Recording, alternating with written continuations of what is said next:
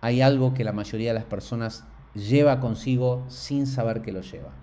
No está en un cajón, no ocupa espacio físico, no se puede tocar con las manos y sin embargo está ahí, presente, en cada conversación que tienes, en cada decisión que tomas, en cada momento en que sientes que algo no está bien, aunque no puedas explicar exactamente qué es. Quiero invitarte a investigar algo que tal vez nunca hayas mirado de frente, no porque no hayas tenido la oportunidad, sino porque la mente tiene una manera muy sofisticada de ocultarlo justo donde menos se busca, dentro de uno mismo. Eh, Observa esto por un momento. Cuando te despiertas por la mañana, antes de que el día comience realmente, antes de que revises el teléfono o pienses en lo que tienes que hacer, hay un instante muy breve, casi imperceptible, en el que eres simplemente alguien que despierta un ser que emerge del sueño. Y luego, en cuestión de segundos, algo ocurre. Empieza a aparecer una narrativa. Aparece el nombre, la historia, los problemas de ayer, las preocupaciones de mañana.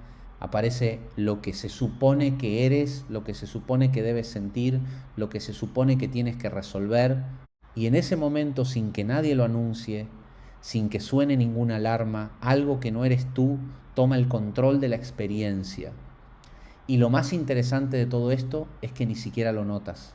Lo que quiero explorar contigo hoy es precisamente ese mecanismo, ese proceso invisible que opera dentro de la conciencia humana y que determina de manera casi absoluta la calidad de la experiencia que vives. Permítete mirar esto sin juzgarlo. No te estoy diciendo que algo está mal en ti. No estoy sugiriendo que seas una persona rota o que hayas cometido algún error fundamental. Lo que estoy observando, y lo que quiero que observes también, es que hay un peso que la mente carga de manera automática. Un peso que nadie te enseñó a soltar porque casi nadie sabe que existe. Es el peso de la identidad construida. Es el peso de la historia personal.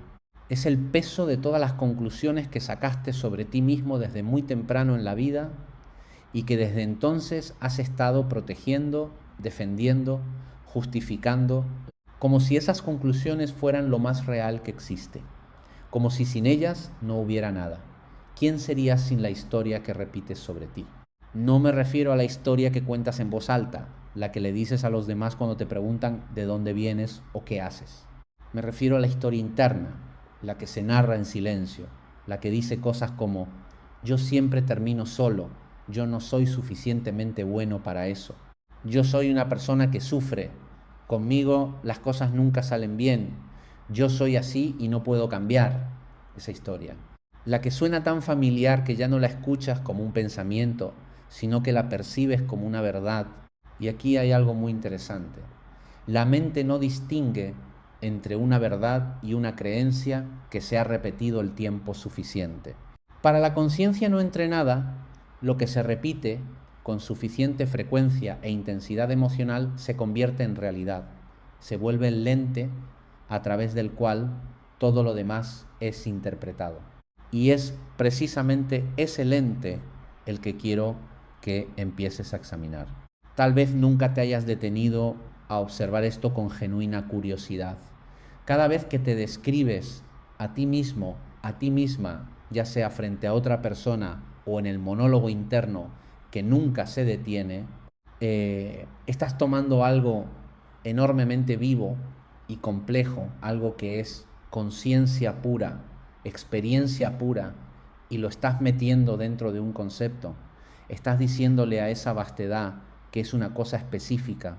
Y lo más revelador es que la mente lo cree. No solo lo cree, sino que trabaja incansablemente para confirmar esa creencia, para encontrar evidencia en el mundo exterior de que lo que piensas sobre sí misma es verdad.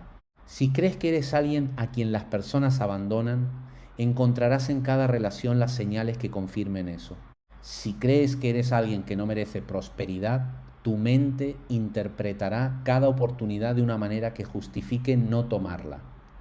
Esto no es filosofía abstracta. Esto ocurre en la vida cotidiana, en conversaciones reales, en decisiones concretas, en la manera en que te despiertas un martes cualquiera y sientes ese peso vago e inexplicable de que algo no está bien. Quiero invitarte a investigar algo que puede cambiar la manera en que percibes tu propia experiencia. La mayor parte del sufrimiento psicológico humano, y cuando digo mayor parte me refiero a una proporción enorme de la angustia que las personas sienten, no viene de lo que ocurre, viene de la relación que la mente tiene con lo que ocurre.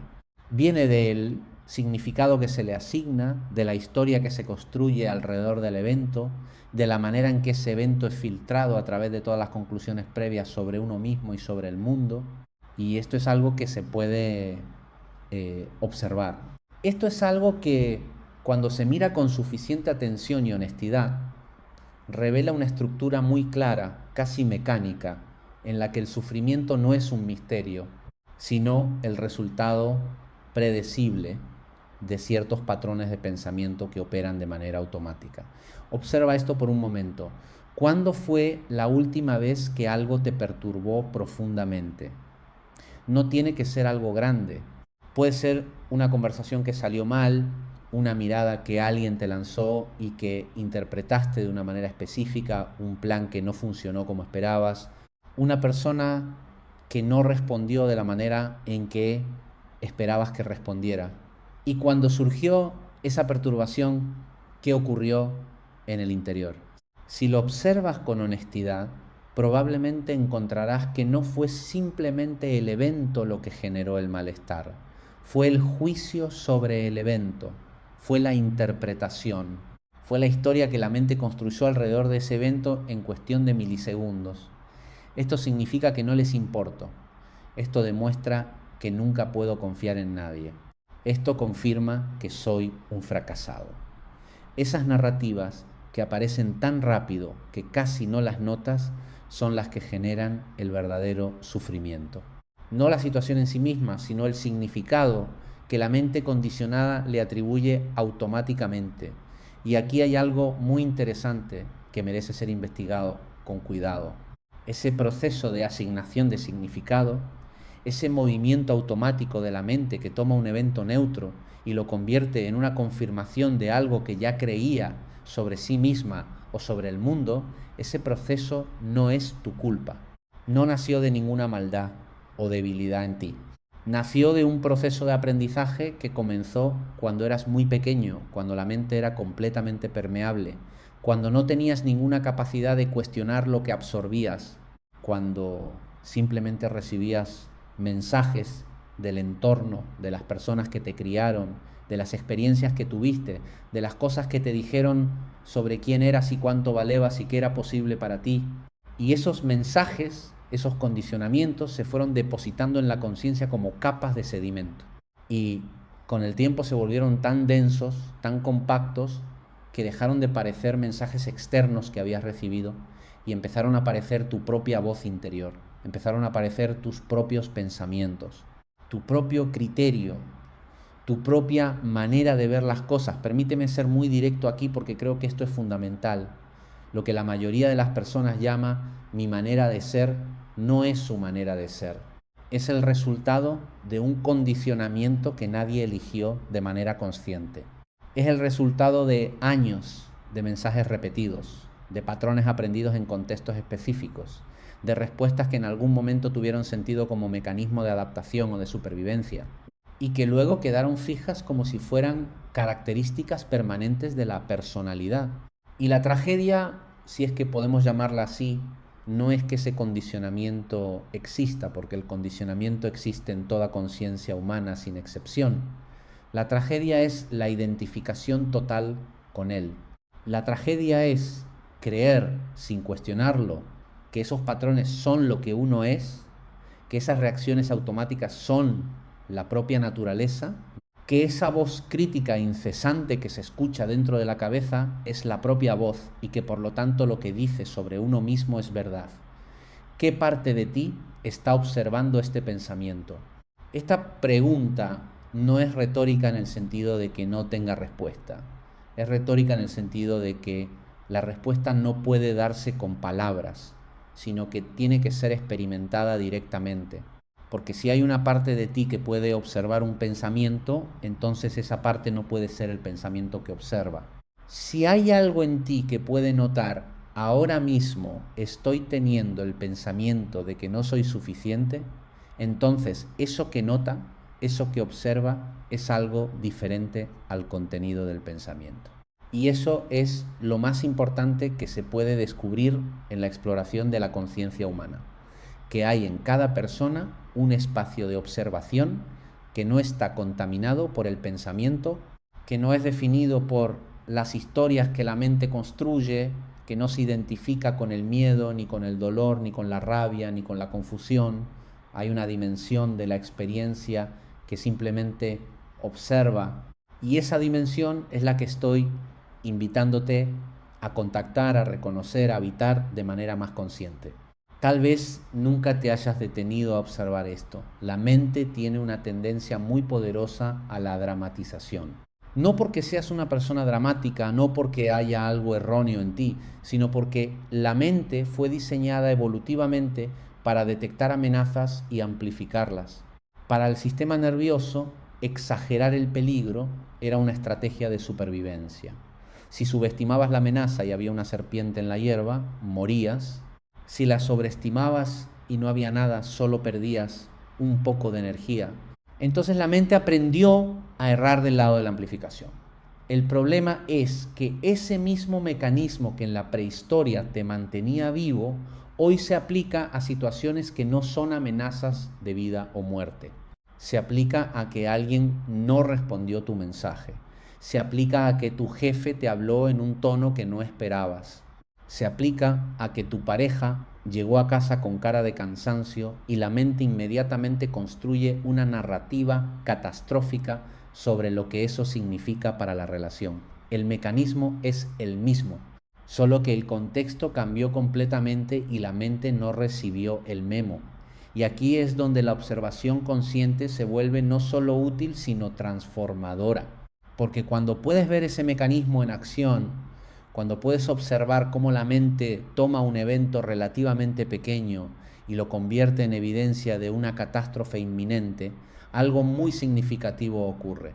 No necesariamente dejas de sentir la incomodidad de manera instantánea. No es que la observación sea una especie de interruptor mágico que apaga el sufrimiento. Lo que ocurre es algo más sutil y más profundo. La identificación se afloja. Hay un pequeño espacio que aparece entre lo que estás experimentando y lo que eres. Y en ese espacio, que puede ser tan estrecho como un filo de navaja al principio, vive la posibilidad de una relación diferente con la propia experiencia. Vive la posibilidad de no ser arrastrado completamente por cada ola de emoción o pensamiento que pasa.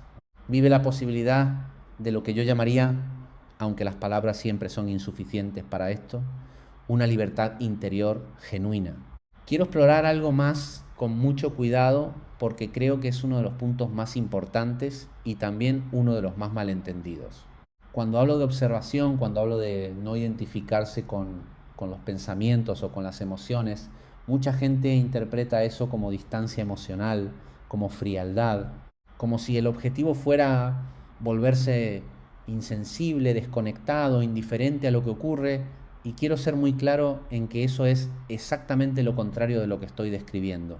La observación consciente no es supresión, no es distanciamiento, no es una manera sofisticada de evitar sentir. Es, paradójicamente, la única manera de sentir de verdad, de sentir completamente, sin ser destruido por lo que se siente.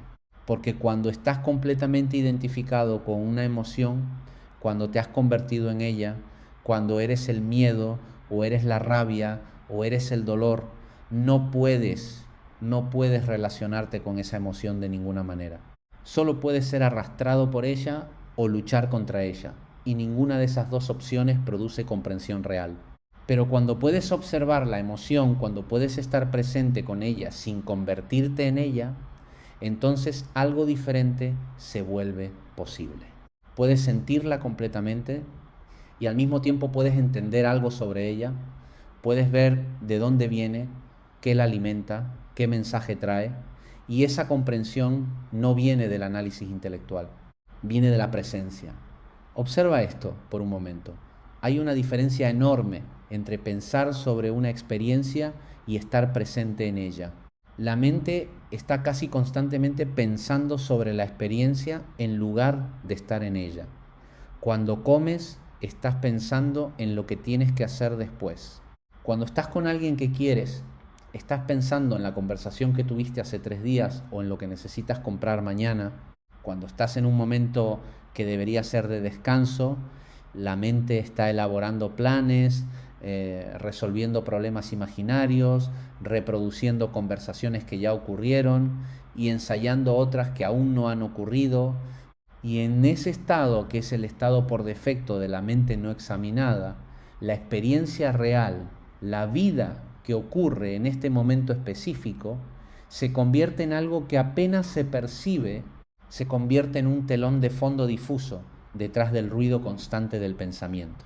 Y lo trágico, y lo digo con genuina compasión porque yo mismo he vivido esto y lo reconozco en la experiencia humana de manera universal, lo trágico es que en ese estado uno puede pasar años, décadas enteras, sin haber estado realmente presente en su propia vida.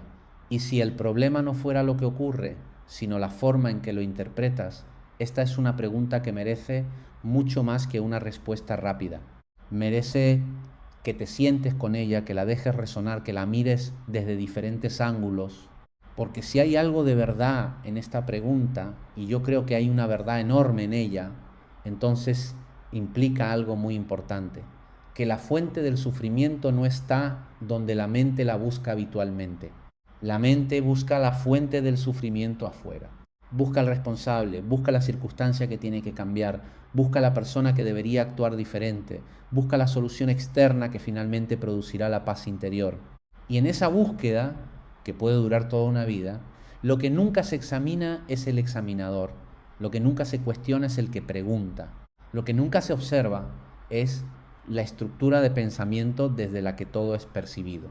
Y mientras esa estructura permanezca invisible, mientras siga operando en las sombras de la conciencia como un programa que nadie recuerda haber instalado, la experiencia seguirá siendo generada por ella y el sufrimiento seguirá pareciendo algo que viene de afuera, algo que le ocurre a uno, algo frente a lo cual uno no tiene más opción que resistir o ceder. Aquí hay algo muy interesante que quiero explorar con detenimiento. La mente tiene miedo de mirarse a sí misma. Esto no es metáfora. Esto es algo que se puede observar con mucha claridad. Si uno presta suficiente atención, hay una resistencia genuina, casi física en algunos casos, a sentarse en silencio y simplemente observar lo que ocurre dentro. Hay una incomodidad que surge cuando se detiene el movimiento externo y lo que queda es solo la experiencia interior. Y esa incomodidad es exactamente lo que la mente evita con una eficiencia extraordinaria. La evita con el trabajo, con la pantalla del teléfono, con las conversaciones incesantes, con el ruido constante, con la ocupación permanente. Y no es que el trabajo o la socialización o el entretenimiento sean problemas en sí mismos. El problema no está en lo que se hace. El problema está en la urgencia con la que se hace, en la necesidad de que algo esté ocurriendo siempre afuera para no tener que estar con lo que está ocurriendo adentro. ¿Por qué la mente tiene miedo de mirarse a sí misma? Esta pregunta merece una respuesta honesta. Y la respuesta más honesta que puedo dar es esta, porque en el silencio, en la quietud, en el espacio de observación genuina, se empieza a ver lo que normalmente permanece oculto. Se empieza a ver el condicionamiento, se empieza a ver los patrones repetitivos, se empieza a ver la brecha entre quién crees que eres y cómo realmente te comportas. Se empieza a ver los mecanismos de defensa, las justificaciones, las racionalizaciones que la mente usa para proteger la imagen que tiene de sí misma. Y todo eso puede sentirse amenazante para la estructura del ego, que es básicamente una estructura de autoprotección. El ego no es el enemigo. no es algo que haya que destruir o eliminar, es simplemente una estructura que la mente construyó para navegar el mundo, para protegerse de la vulnerabilidad, para crear una sensación de coherencia y continuidad en la experiencia. Pero cuando esa estructura se vuelve rígida, cuando se identifica con ella de manera tan absoluta que cualquier cuestionamiento de sus creencias se siente como una amenaza existencial, entonces se convierte en la principal fuente de sufrimiento psicológico. Porque la vida siempre está cambiando, la experiencia siempre está fluyendo, y una estructura rígida que trata de controlar ese flujo, que trata de mantener todo predecible y conocido y seguro, va a estar en conflicto permanente con la naturaleza de la realidad. Permítete mirar esto sin juzgarlo. La necesidad de control es una de las expresiones más comunes y más dolorosas del ego psicológico.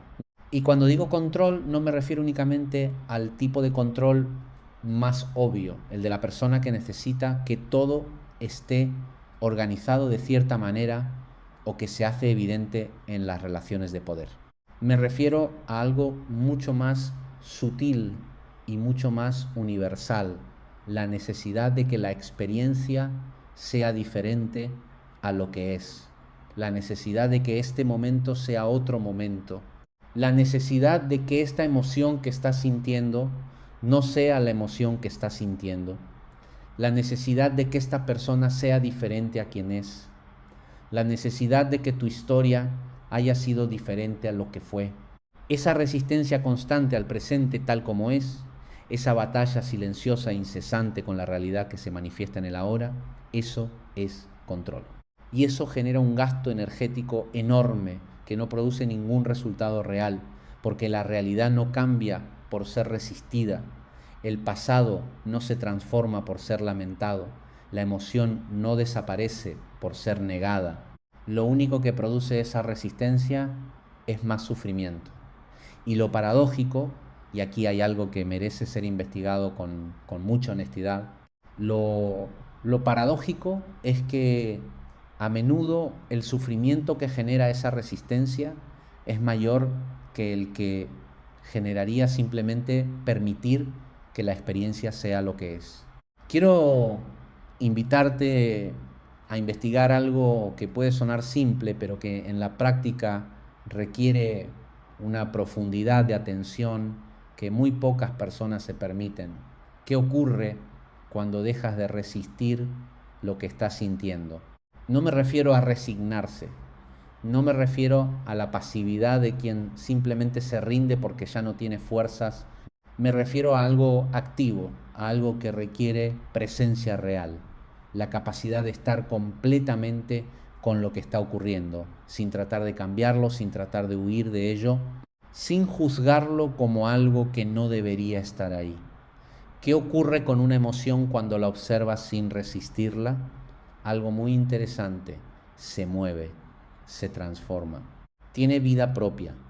Y cuando se le da espacio para existir completamente, a menudo revela algo que la resistencia mantenía oculto, revela la información que traía.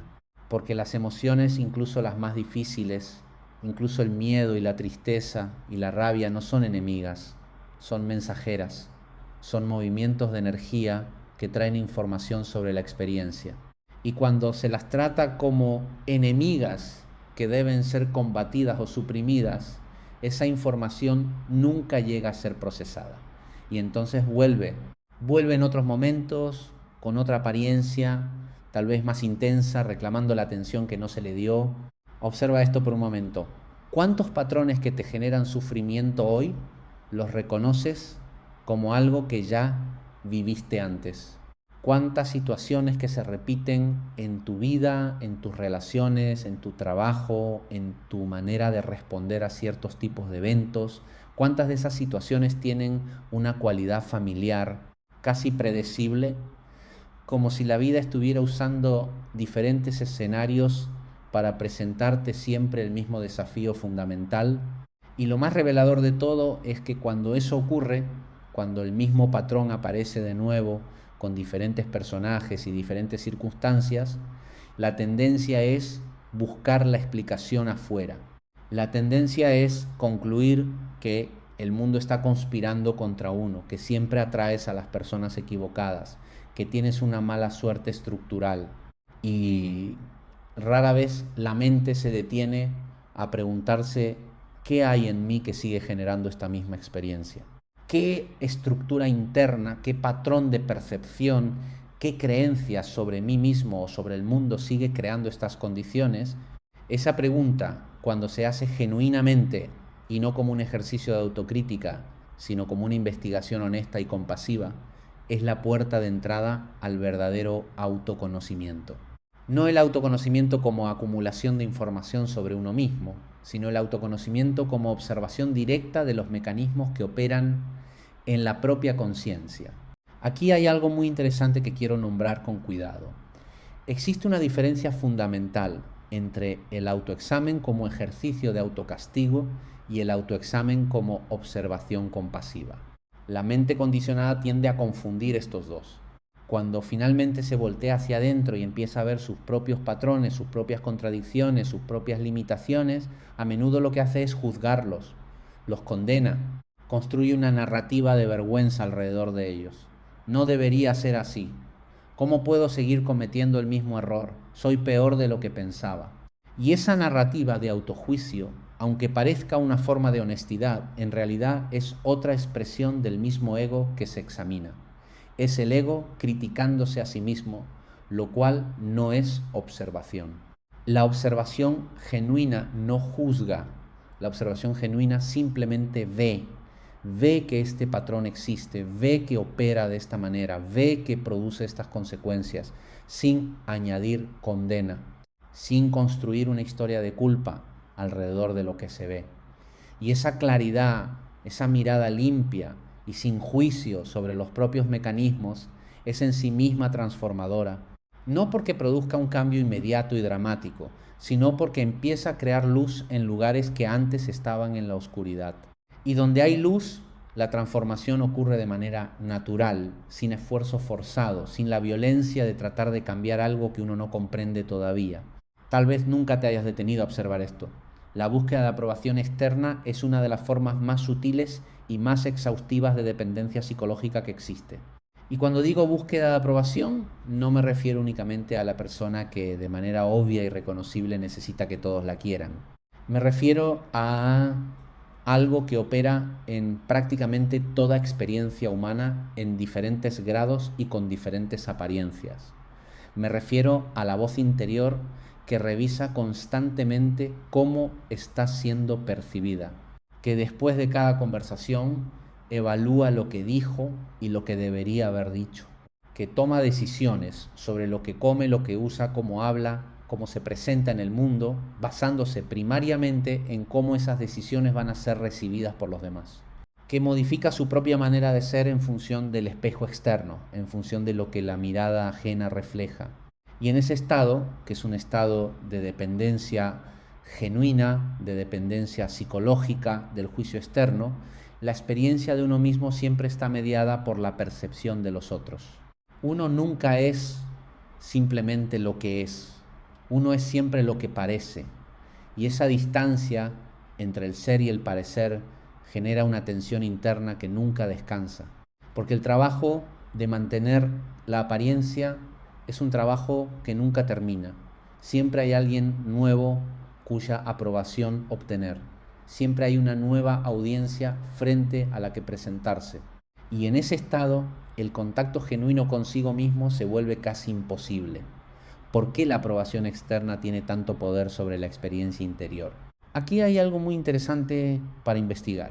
La búsqueda de aprobación no surgió de la nada. Surgió de un periodo de la vida en que la aprobación de los adultos cercanos tenía una importancia literal para la supervivencia. El ser humano es uno de los animales más dependientes del planeta durante sus primeros años. No puede sobrevivir solo. Y en ese contexto, la aprobación de los cuidadores no era solo una cuestión de bienestar emocional. Era una señal de que el cuidado y la protección continuarían disponibles.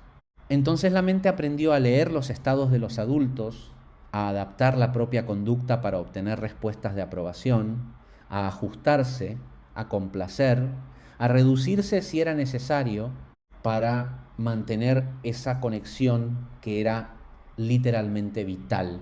El problema es que ese aprendizaje, que en su contexto original tenía un sentido perfectamente lógico, quedó grabado como un patrón profundo que luego se activa en contextos en que ya no es necesario.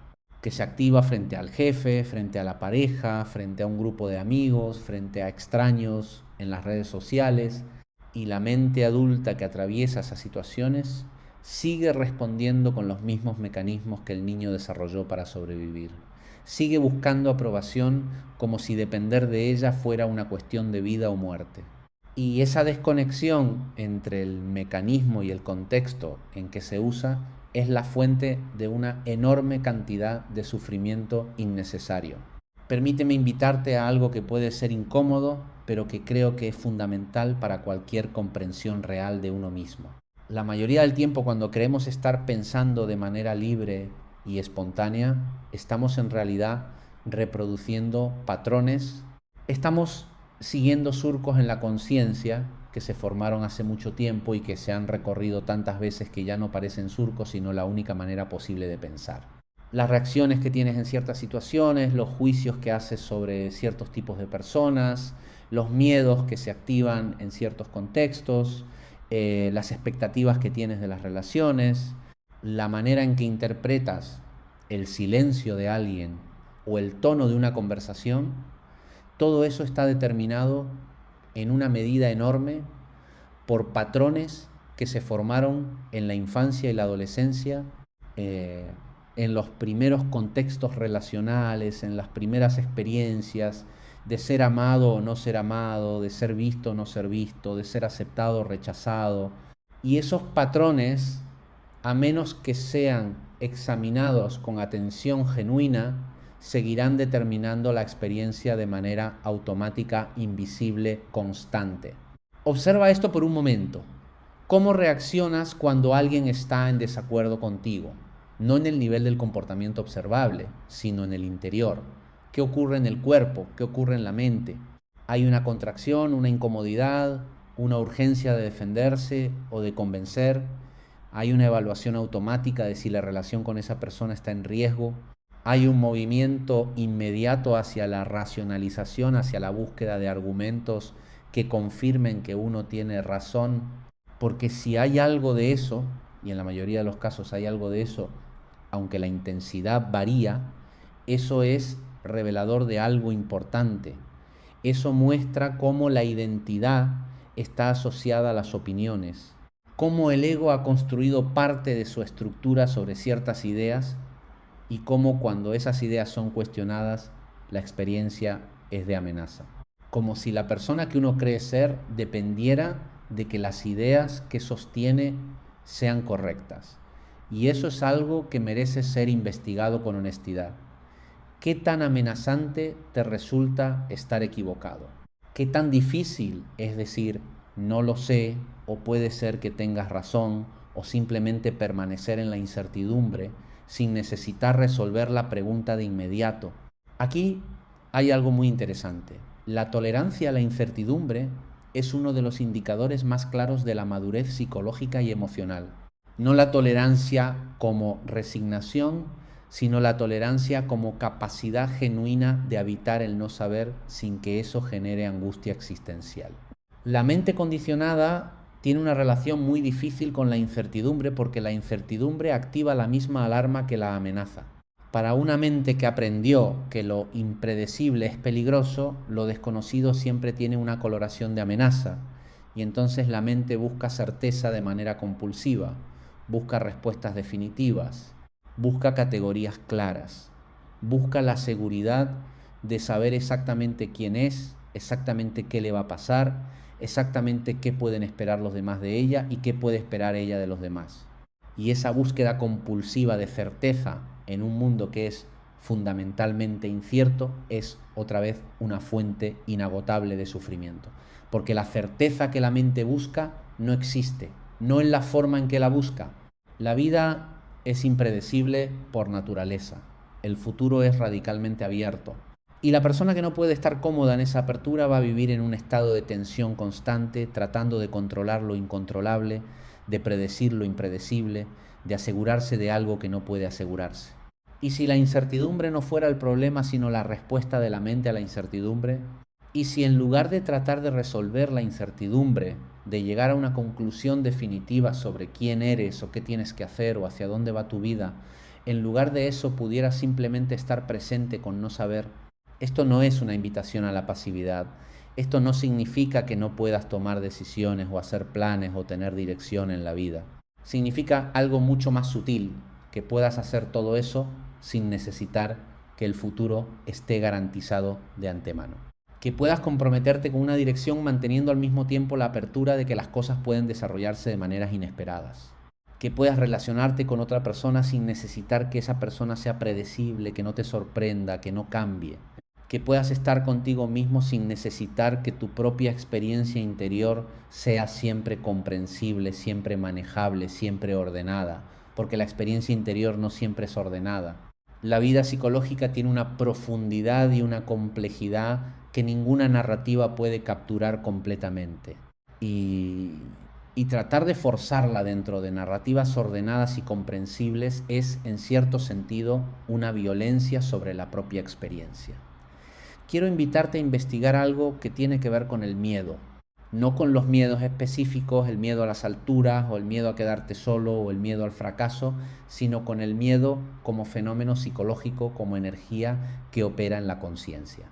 Porque si hay algo que determina de manera fundamental la experiencia de la mayoría de las personas, es el miedo. No necesariamente un miedo reconocible como tal, no necesariamente el miedo que hace temblar o que paraliza de manera obvia, sino el miedo sutil que opera como una corriente subterránea en la conciencia, que colorea la percepción de manera constante, que determina qué oportunidades se toman y cuáles se evitan, qué conversaciones se tienen y cuáles se posponen indefinidamente, qué partes de uno mismo se muestran y cuáles se guardan con cuidado detrás de capas de presentación cuidadosa. Ese miedo sutil es tan habitual que muchas personas no lo reconocen como miedo, lo reconocen como prudencia o como realismo o como conocer los propios límites. Y puede haber algo de todo eso en ello, pero también hay, en la mayoría de los casos, una evitación del contacto con algo que la mente percibe como amenazante. Y esa evitación tiene un costo muy real en términos de la calidad de la experiencia y de la profundidad a la que se puede vivir la propia vida. Permítete mirar esto sin juzgarlo. ¿De qué has estado huyendo? No necesariamente de manera física. No me refiero a huir de una ciudad o de una relación, aunque también puede ser eso. Me refiero a la huida interior, la huida de ciertos pensamientos que la mente clasifica como demasiado dolorosos o demasiado amenazantes para ser sostenidos en la conciencia. La huida de ciertas emociones que se sienten demasiado intensas o demasiado vergonzosas para ser experimentadas completamente, la huida de ciertas preguntas sobre la propia vida, sobre las propias elecciones, sobre si realmente uno está viviendo de una manera que es auténtica o si está viviendo de una manera que simplemente reproduce patrones aprendidos sin haberlos elegido de manera consciente. ¿De qué huyes cuando miras el teléfono de manera compulsiva en el momento en que hay un instante de silencio? ¿De qué huyes cuando necesitas que siempre haya música o ruido de fondo? ¿De qué huyes cuando llenas cada momento disponible con actividad para no tener que sentarte simplemente con lo que hay? No hay juicio en estas preguntas.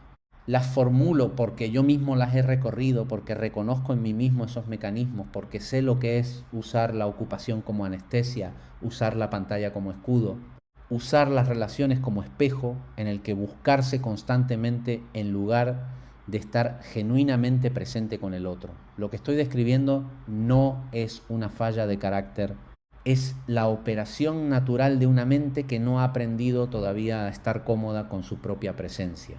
Y eso es algo que se puede aprender, eso es algo que cambia cuando se le da atención genuina. No atención en el sentido de obsesionarse con uno mismo o de volverse ensimismado, sino atención en el sentido de volver una y otra vez a la experiencia directa de lo que está ocurriendo aquí, ahora, en este momento, sin elaboración, sin narrativa, sin el filtro constante del pensamiento interpretativo. Observa esto: el pensamiento es una herramienta extraordinaria.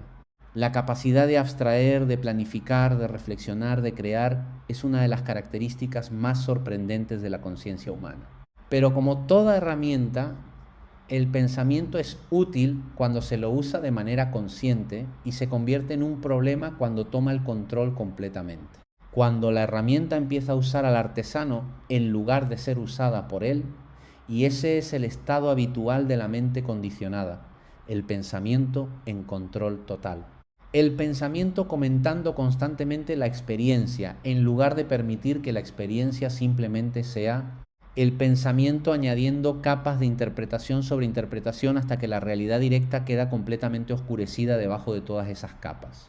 Y en ese estado la persona vive principalmente en su cabeza, en el mundo de las representaciones mentales, en el mundo de los conceptos y las narrativas y los juicios, y la realidad viva, la textura real de la experiencia, el contacto real con los otros seres, la riqueza real de este momento tal como es, todo eso queda reducido a una sombra, a un eco de sí mismo.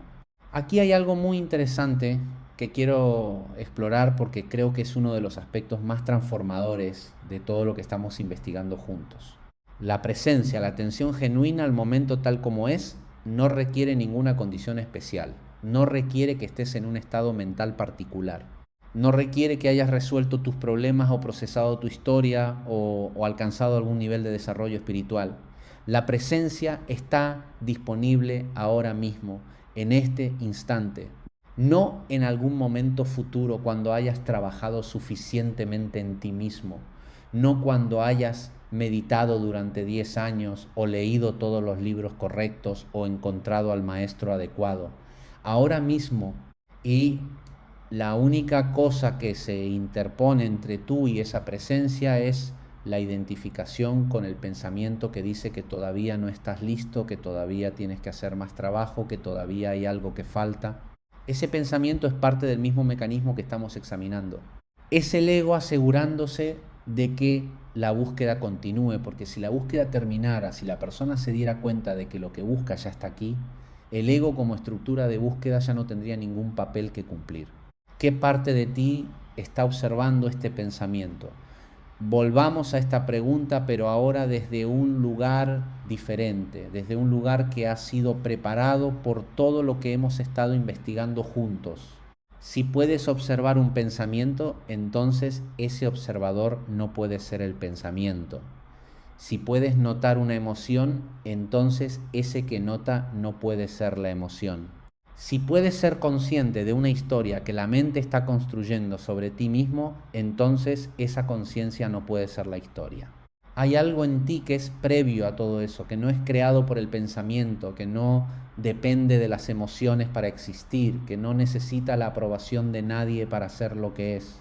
Y ese algo no es una entidad misteriosa, ni una fuerza sobrenatural, ni algo que hay que buscar en ningún lugar especial. Es la conciencia misma. Es lo que tú eres antes de que el pensamiento diga lo que eres.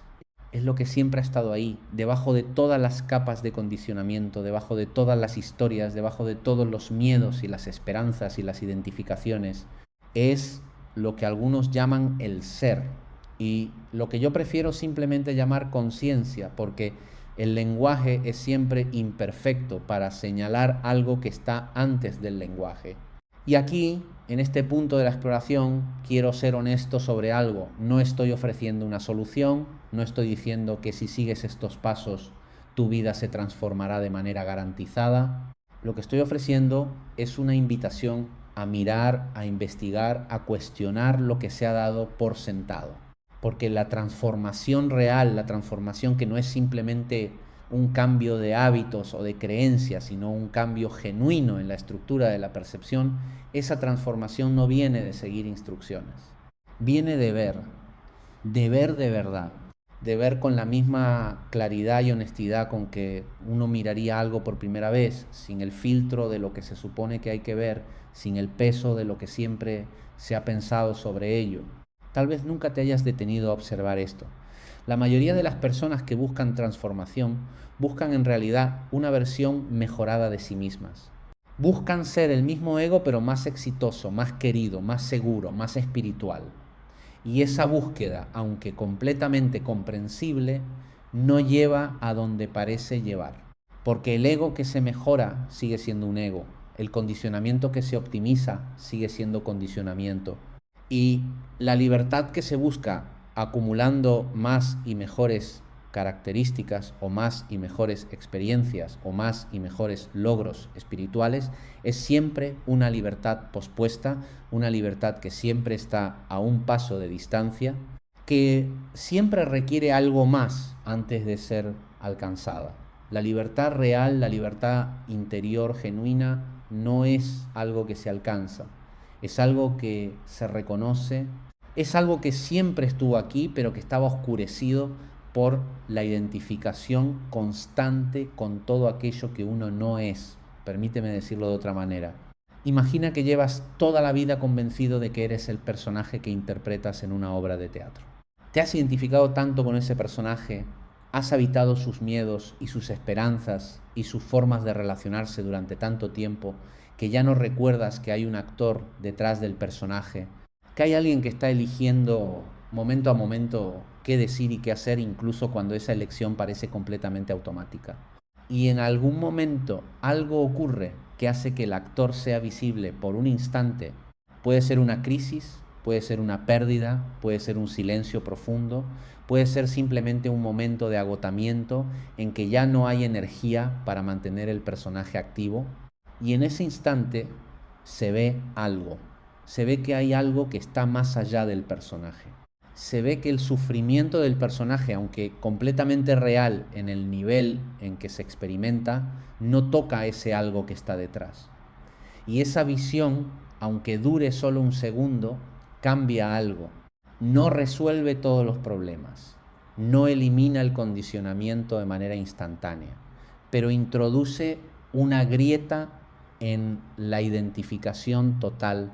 Y por esa grieta empieza a entrar algo que no tiene nombre adecuado en ningún idioma, una comprensión directa de lo que uno realmente es, más allá de toda la historia que se ha contado sobre ello. Quiero invitarte a investigar algo que tiene que ver con el amor, porque creo que es imposible hablar de conciencia y de libertad interior sin hablar de amor. No el amor como sentimiento romántico, aunque incluye eso también, no el amor como una relación específica con una persona específica, sino el amor como una cualidad de la conciencia, como una manera de estar en relación con la experiencia que no está condicionada por lo que esa experiencia ofrece. El amor que la mente condicionada conoce habitualmente es un amor transaccional. Es un amor que dice te quiero mientras me hagas sentir bien o te apruebo mientras te comportes de la manera que espero. Es un amor que tiene condiciones, que tiene expectativas, que se retira cuando las condiciones no se cumplen. Y eso no es una crítica. Es simplemente la descripción de cómo opera el amor cuando está mediado por el ego, cuando está mediado por una mente que necesita cosas del exterior para sentirse completa. Pero hay otra dimensión del amor, una que se vuelve accesible en la medida en que la identificación con el ego se afloja, que no necesita nada del exterior para estar presente, que puede estar con una persona, con una situación, con la propia experiencia interior, sin necesitar que sea diferente de lo que es, que puede ver el sufrimiento propio o ajeno sin la urgencia de eliminarlo de inmediato, sin la incomodidad de la impotencia, simplemente estando presente con ello. Y esa presencia, esa capacidad de estar completamente con lo que es en sí misma una forma de amor, la forma más profunda de amor que conozco. Observa esto por un momento porque creo que es una de las cosas más importantes que puedo compartir en todo lo que hemos explorado juntos hoy. La compasión genuina, la compasión hacia uno mismo y hacia los demás, solo es posible desde la presencia. no desde la teoría de que uno debería ser compasivo, no desde el esfuerzo de tratar de sentir lo que uno cree que una persona compasiva sentiría, sino desde la presencia directa con la experiencia tal como es.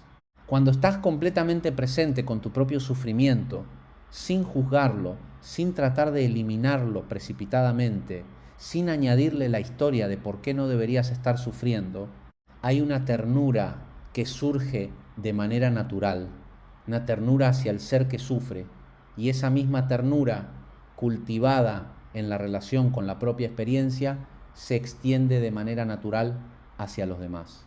Porque cuando puedes ver tu propio mecanismo, cuando puedes ver cómo el condicionamiento opera en ti, cuando puedes ver cómo el miedo y la necesidad de aprobación y la rigidez del ego generan sufrimiento en tu propia vida, se hace mucho más fácil ver lo mismo en los demás. Y cuando se ve eso, cuando se ve que el comportamiento difícil de otra persona es también la expresión de un condicionamiento, de un miedo, de una estructura de supervivencia que esa persona no eligió de manera consciente, la experiencia de esa persona cambia completamente. No porque excuses todo o porque no tengas límites, sino porque puedes verla con más claridad, sin la neblina del juicio y la reactividad. Aquí hay algo muy interesante que quiero nombrar con cuidado porque sé que puede ser malinterpretado. La comprensión del condicionamiento, la capacidad de ver cómo los propios patrones fueron formados por circunstancias que no se eligieron, no elimina la responsabilidad personal, no es una excusa, porque la responsabilidad no es lo mismo que la culpa. La culpa dice, hiciste algo malo y por eso mereces sufrir. La responsabilidad dice, independientemente de cómo se formaron estos patrones, yo soy la conciencia que puede observarlos, que puede elegir de manera más consciente, que puede actuar desde un lugar de mayor claridad. La responsabilidad no mira hacia el pasado para asignar culpas, mira hacia el presente y pregunta, ¿qué puedo hacer con lo que hay aquí ahora? ¿Cómo puedo responder a esta situación desde un lugar de mayor presencia, desde un lugar en que no estoy completamente dominado por la reactividad automática del condicionamiento? Y esa pregunta, esa orientación hacia la responsabilidad consciente es lo que hace posible el cambio real. No el cambio forzado, el cambio que viene de juzgarse a uno mismo con suficiente dureza hasta comportarse diferente por miedo, sino el cambio que emerge naturalmente de una comprensión más clara de lo que está ocurriendo. Tal vez nunca te hayas detenido a observar esto. Hay una diferencia enorme entre reaccionar y responder. La reacción es automática. Es el ego tomando el control antes de que la conciencia tenga oportunidad de intervenir. Es el patrón condicionado, ejecutándose, sin pausa, sin espacio, sin la posibilidad de elegir algo diferente. La respuesta, en cambio, requiere ese pequeño espacio de pausa entre el estímulo y la acción. Ese espacio en que la observación puede operar. Ese instante de silencio interior en que algo en ti puede preguntar, ¿es esto lo que quiero hacer? ¿Es esto lo que quiero comunicar?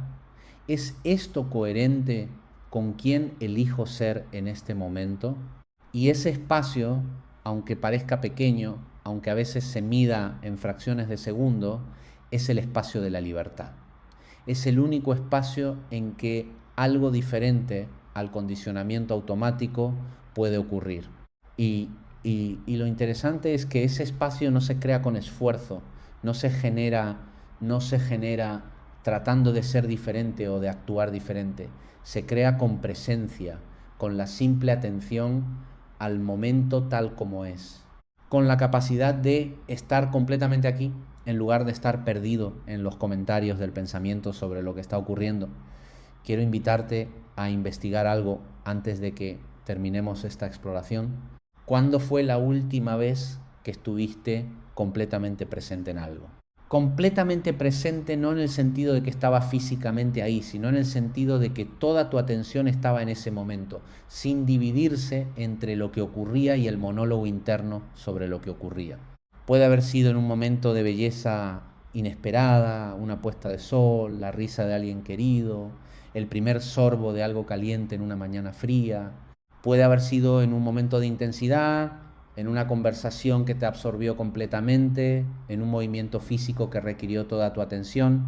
En esos momentos, ¿qué ocurrió con el tiempo? ¿Qué ocurrió con las preocupaciones? ¿Qué ocurrió con la historia que normalmente se está contando sobre uno mismo? Desaparecieron. No porque fueran resueltas, sino porque la presencia las hizo innecesarias por un momento. Y lo que quedó cuando el ruido del pensamiento habitual se silenció momentáneamente, era algo terrible, era algo vacío, era algo amenazante. En la mayoría de los casos, lo que hay en ese silencio, en esa presencia directa sin narrativa, es algo que podría llamarse paz.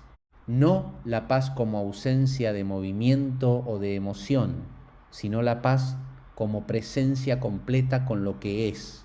Y aquí, en este momento de la exploración, quiero cerrar con algo que creo que es la verdad más fundamental que puedo compartir, aunque las palabras siempre sean insuficientes para señalarla. Todo lo que hemos investigado juntos hoy, los mecanismos del ego, el condicionamiento, el miedo, la búsqueda de aprobación, la identificación con los pensamientos, la resistencia a la experiencia, todo eso es real. Opera en la conciencia humana con una consistencia y una potencia que no deben ser subestimadas. No estoy diciendo que sea fácil ver más allá de esos mecanismos. No estoy diciendo que el camino hacia la libertad interior sea simple o rápido o lineal. Lo que estoy diciendo es que es posible, y no en algún futuro distante cuando todo esté resuelto, sino aquí en la vida concreta que vives en este momento específico, con la historia que tienes y los miedos que tienes y los patrones que tienes. La posibilidad de una relación diferente con todo eso existe ahora mismo. No porque vayas a cambiar todo de inmediato, sino porque puedes empezar a observar, puedes empezar a hacer la pregunta, puedes empezar a crear ese pequeño espacio entre el estímulo y la reacción en que algo más consciente puede operar. Y ese comienzo, aunque parezca pequeño, es en realidad todo. Porque desde ahí, desde esa atención genuina, desde esa disposición a mirar con honestidad lo que hay, sin juzgarlo ni huir de ello, desde ahí se construye lenta pero irreversiblemente una libertad interior que ninguna circunstancia externa puede quitarte. Porque no depende de las circunstancias, depende únicamente de la calidad de tu atención al momento presente. Y eso, a diferencia de tantas otras cosas que la mente persigue, eso ya es tuyo.